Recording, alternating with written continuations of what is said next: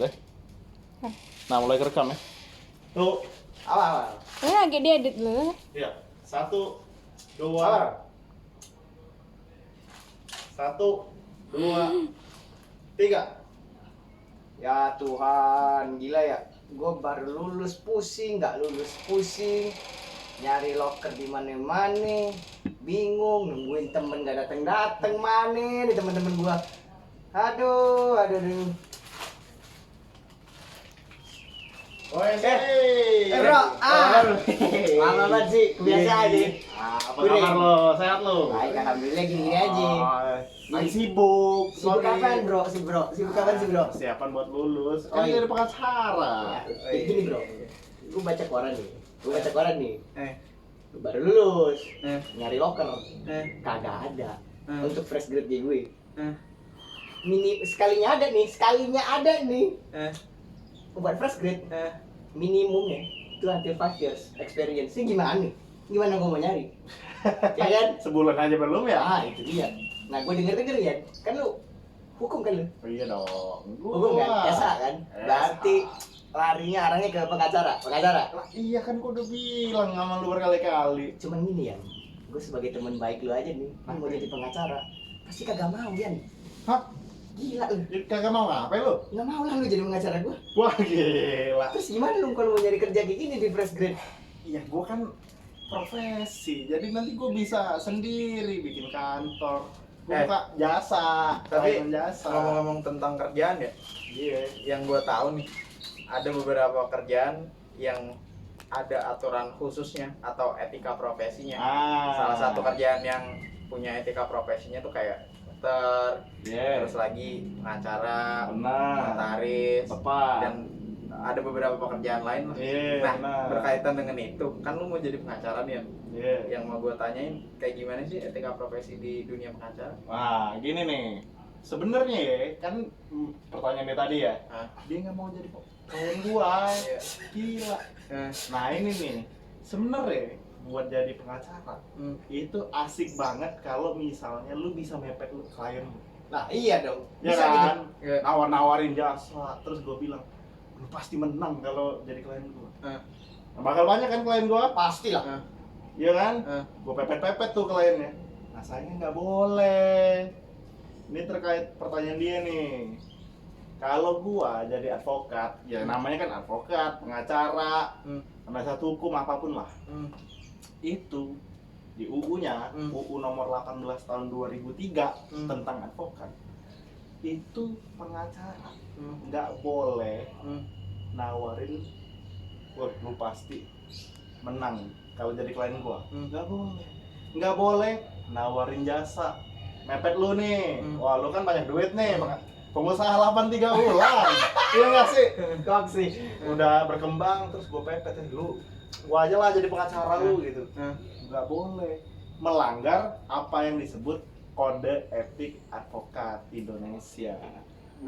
Itu udah dibilang loh di UU advokat, dia bilang advokat harus patuh terhadap kode etik. Jadi nggak boleh nih pas gue udah ngejalanin profesi gue serampangan aja. Halal haram hantam nggak boleh. Ada aturan mainnya, yaitu di dalam kode etik advokat. Jadi ya mau nggak mau gue harus nurut dong sama kode etik advokat gue. Terus nggak kayak- bisa jadi ngejar-ngejar orang. Terus kayak gimana pengacara bisa dapat klien kalau kagak Ya itu. Wait, bentar. pakai cara Ya, itu Sebelum itu gue bingung nih. Ada nggak sih kayak pasal-pasalnya gitu apa hukum-hukum ada Iya. UU-nya nggak sih? Oh jelas lah, kalau lu mau gue sebutin nih, Iya kan lu hukum nih, anak hukum nih. Kasih tau gue dong. Gue sebutin nih ya. Pertama, Ah, pasal 8 huruf F. Kode etik advokat Indonesia. Bunyinya kayak gini. Secara garis besar aja nih. Ya, ya. Nggak perlu kan gue baca semua. riuh gua. Iya kan, lu kan awam. Advokat Ah, tidak dibenarkan melalui media massa mencari publisitas bagi dirinya dan atau menarik perhatian masyarakat.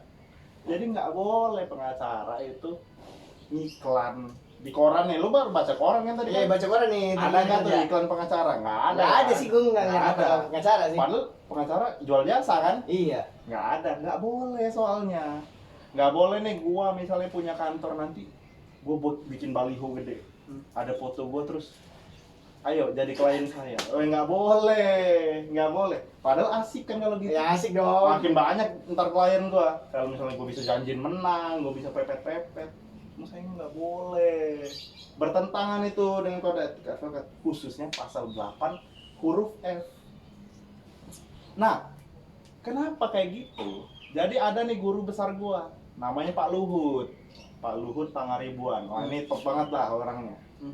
Itu beliau bilang kayak gini, advokat itu dia salah satu orang yang ngerumusin kode etik advokat.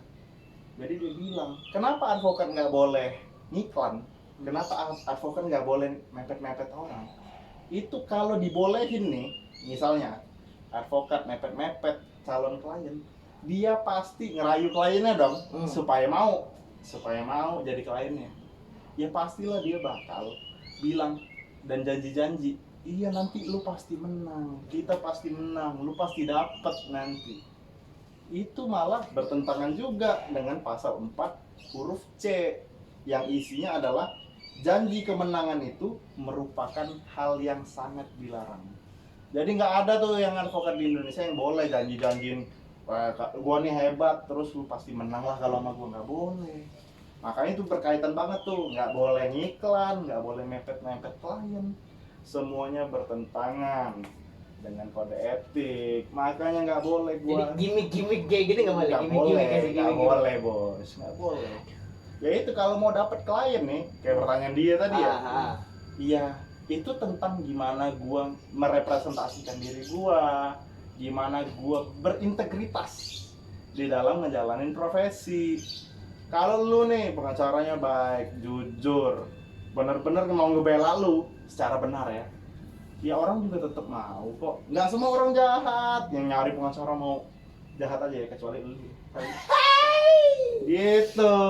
Tapi mungkin gue sama Renaldi juga bingung kali, pengen tahu nih, ada nggak nih negara yang pernah melakukan hal kayak gitu, mepet-mepet? Oh iya, kalau nah ini nih ya, disebutnya ambulance chaser. Apa tuh? Nah, di Amerika Serikat, itu pengacaranya, gua nggak tahu ya kalau sekarang apa udah diubah atau belum. Tapi yang pasti dalam masa yang panjang, advokat mereka, pengacaranya itu ngiklan di baliho gede-gede. Itu kalau laku. Kalau nggak laku, mereka bakal ngejar ambulan. Ngejar ambulan? Ya, ngerti kalau ngejar ambulan? Kayak gimana?